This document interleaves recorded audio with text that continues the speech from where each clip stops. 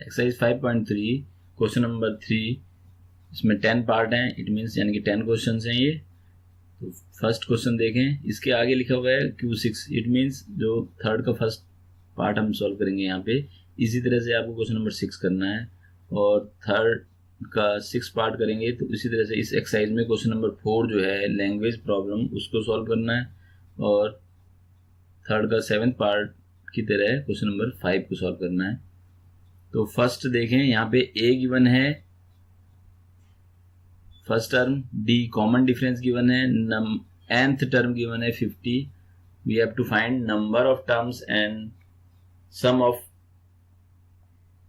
nth term. तो first of all हम number of terms find करते हैं। तो हमको पता है nth टर्म का formula an equal to a plus n minus 1b। तो ये फर्स्ट पार्ट सॉल्व कर रहे हैं हम। an गिवन है 50 nth term, first term 5, n हमको फाइंड करना है और d है 3। सॉल्व कर लेते हैं इसको। तो 50 इक्वल टू 5 और 3 की मल्टीप्लाई अंदर 3n माइनस 3। 50 ये 5 और माइनस 3 तो ये 2 हो गया plus 3n। 50 minus 2 equal to 3n और 48 equal to 3n। 48 upon 3 equal to n और ये हो गया 16 इक्वल टू n, यानी कि n इक्वल टू 16। इस एपी में जहाँ पे nth टर्म जो है वो 50 है, वो nth टर्म कौन सा है, 16th है, यानी इस एपी में 16 टर्म है टोटल। तो इन 16 टर्म का हमको अब सम फाइंड करना है। तो आपको पता है जब a गिवन हो, an गिवन हो और n गिवन हो तो हम Sn का जो फॉर्मूला है, सम ऑफ द n टर्म्स का फॉर्मूला है, वो ये यूज करते हैं n upon 2 a plus an। इससे कैलकुलेशन थोड़ा कम हो जाती है। तो यहाँ पे यही करते हैं हम, n 16 अपॉन 2, a है 5 प्लस an है 50। यहाँ डिवाइड किया है तो 8 हो गया। तो ये तभी डिवाइड करना है जब ये इवन हो n। यहाँ पे ये 55, 55 और 8 की मल्टीप्लाई कर देंगे तो ये आ गया 440। तो 16 टर्म का इस एपी में 16 टर्म का जो सम है वो 450 है। इसी तरह से सेकंड पार्ट करते हैं। A7, A13, 35 और DA और S13 की वैल्यू फाइंड करनी है। तो हमको दो फॉर्मूले पता होने चाहिए, एक है n टर्म का फॉर्मूला और एक है सम ऑफ n टर्म। तो पहले इसका यूज करते हैं। A7 है, an फाइंड करना है, A13 हमको गिवन है, वो कितना है 35। तो यहाँ पे A13 लिखूँ मैं पहले, तो ये a और ये 13 माइनस 1d। अब वैल्यू पुट कर देता हूँ। A13 की वैल्यू है 35, a है 7 और 13 माइनस 1 ये हो गया 12 इंटू d। तो 35 में से 7 माइनस 12d, ये हो गया 28 equal to 12d। 12 upon 28 upon 12 equal to d, और ये है d इक्वल टू हो गया 28 अपॉन 12, 4 3 जा 4 7 जा, तो d इक्वल टू आ गया 7 अपॉन 3। तो हम d कॉमन डिफरेंस फाइंड करना था, वो हमने कर लिया। अब हमें S13 की वैल्यू फाइंड करनी है। तो जैसा कि मैंने पहले भी बताया, अगर a और an गिवन है, n गिवन है, तो ज़्यादा सुटेबल है कि हम ये फॉर्मूला यूज करें nth टर्म के सम का। तो यहाँ पे है ऐसा ही। तो n13 है, S13 की वैल्यू फाइंड करनी है, n13, तो ये 13 अपॉन 2, a है 7 और A13 जो है उसकी वैल्यू है 35। तो बिना डी के हम इसको डायरेक्ट इसे पहले से ही फाइंड कर सकते थे यहाँ पे, क्योंकि एन, ए एन और ए तीनों की वैल्यू हमको यहाँ पे पहले से पता है इसमें सेकंड पार्ट में। तो अब जैसा पहले ही बताया हुआ है कि अगर यहाँ पे ऑड हो तो डिवाइड नहीं करना, तो इसको ऐसे ही रहने देते हैं। और यहाँ 35 और 7 42। तो देखो इसलिए ही कहा है कि यहाँ पे डिवाइड नहीं करना, क्योंकि डेसिमल हो जाता है। और यहाँ पे देखो अब ये इजी है, इसको सिंप्लीफाई करना, डिवाइड करना, 2 1 जा और ये आ गया 21। अब 13 और 21 की मल्टीप्लाई कर दें हम, तो ये आ गया 273। 13 1 जा 13 3 1, 13 2 जा 26 और 1 27, तो S13। तो sum of first 13 term of this AP is 273। तो हमने दो चीज फाइंड करनी थी, एक D फाइंड करना था और दूसरा S13। थर्ड पार्ट है A 12 37 है, D है, A फाइंड करना है। तो AN equal to A plus N minus 1 D, third part है ये। तो यहाँ पे A12 गिवन है, तो A12 N12 पुट किया मैंने, तो ये हो गया A प्लस 12 माइनस 1 D। अब यहाँ पे वैल्यू पुट कर लेते हैं। A12 की वैल्यू है 37, A तो फाइंड करना है। 12 माइनस 1 कितना हो गया 11 इंटू D कितना है 3। तो आप इस तरह से भी कर सकते हैं या डायरेक्ट भी सीधा इसके बाद सीधा यही वाला स्टेप भी कर सकते हैं।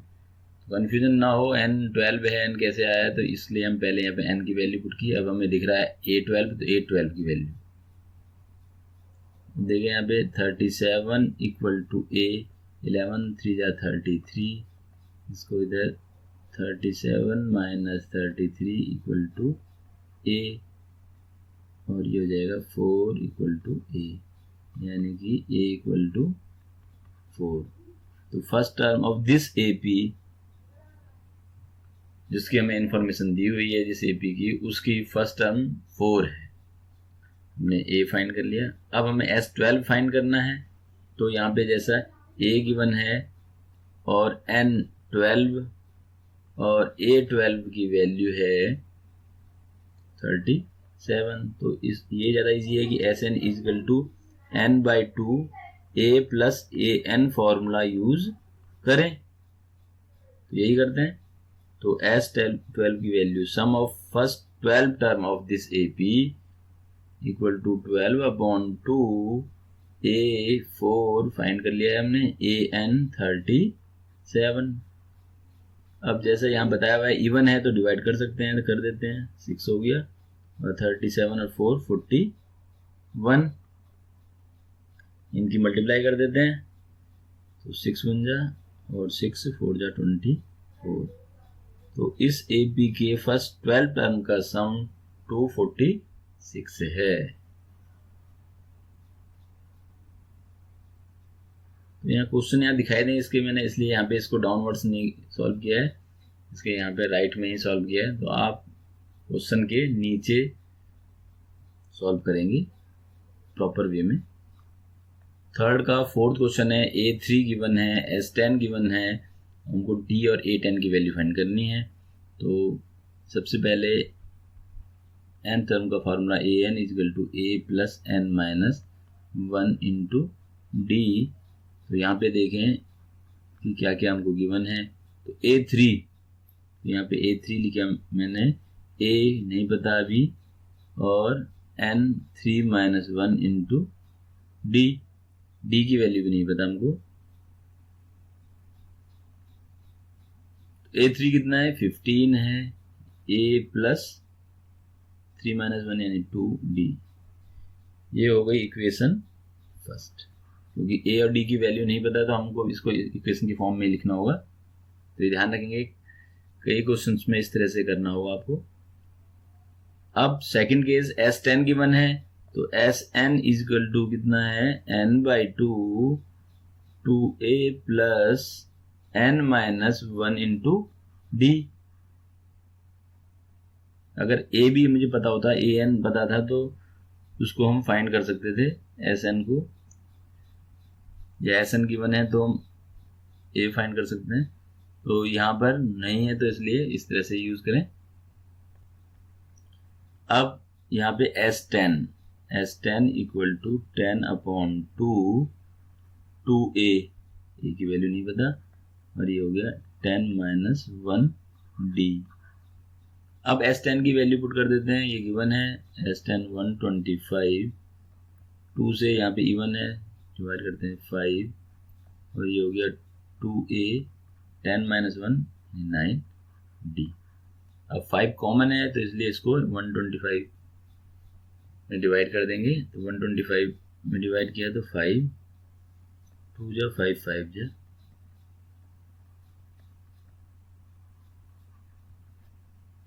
तो ये भी ए और डी में एक इक्वेशन हमको मिल गई। तो हमको दो इक्वेशन मिल गई हैं, दो वेरिएबल हैं ए और डी, इनको सॉल्व करते हैं। तो इक्वेशन फर्स्ट में 2 से मल्टीप्लाई कर लेते हैं और सेकंड से माइनस कर देते हैं। तो मैं लिख देते हैं multiplying equation first by 2 both side, then subtract it from equation second। तो यही करते हैं, इसमें 2 से मल्टीप्लाई किया है, पहले तो इक्वेशन सेकंड को लिख देते हैं क्योंकि इसमें से माइनस करना है। 2a + 3d 9d, इसको चाहे तो सीधे करके भी लिख सकते हैं 2a + 9d = 25, इस तरह से भी। और इसमें मल्टीप्लाई किया 2 से तो ये हो गया 30 = 2a + 2 2 जा 4d। इसमें इक्वेशन फर्स्ट में बोथ साइड 2 से मल्टीप्लाई किया तो 15 2 जा 30 हो गया, फिर 2a हो गया और 2 2 जा 4d।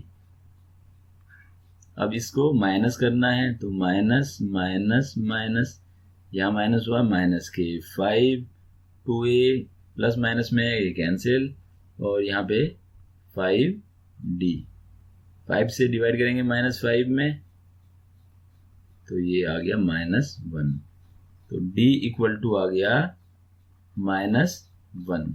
तो कॉमन डिफरेंस इस AP का हमको मिल गया -1।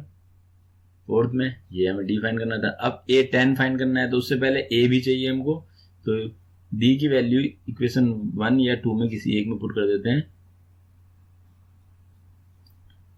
Put the value of D in equation first. तो इक्वेशन फर्स्ट क्या है, 15 = A + 2D, तो 15 = a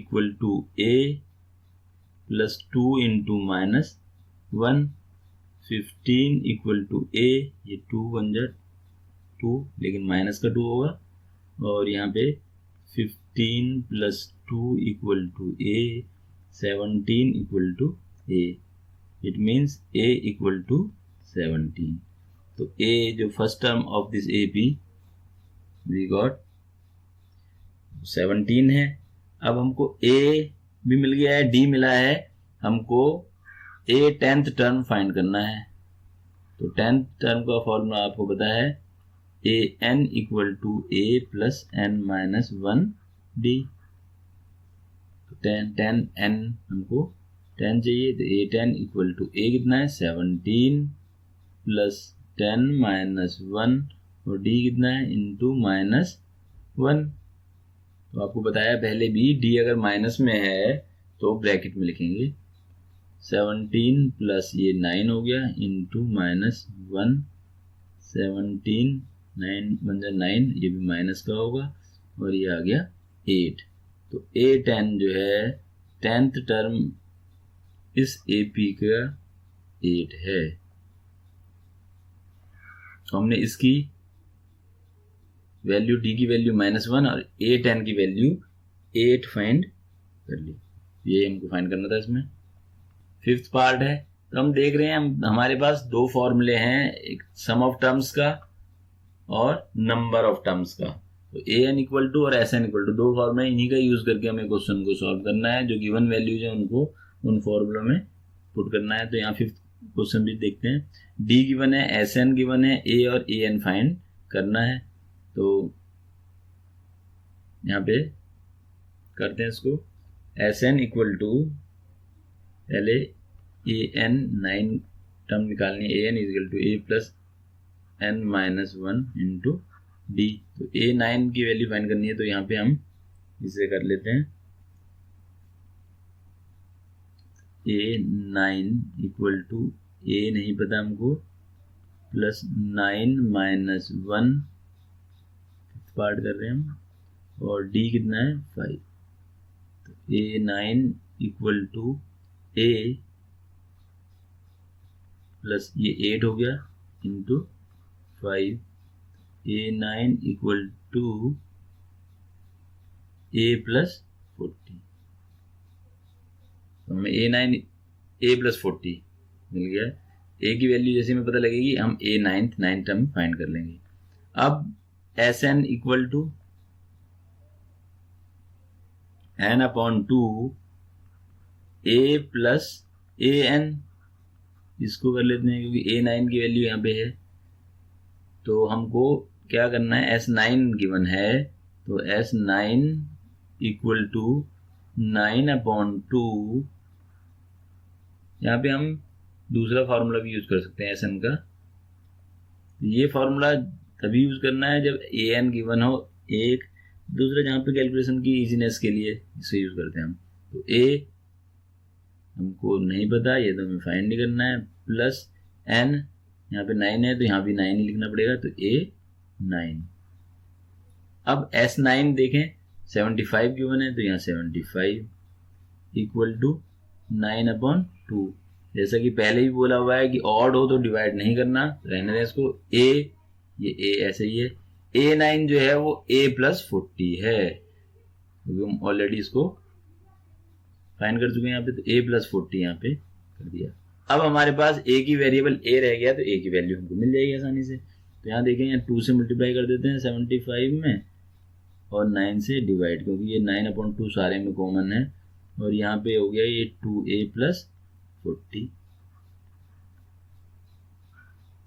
अब इसको सॉल्व करते हैं। 3 3 जा 9, और ये 3 2 जा और 3 5 जा, 5 2 जा 50। तो ये हो गया 50 अपॉन 3, और यहाँ पर 2a प्लस 40।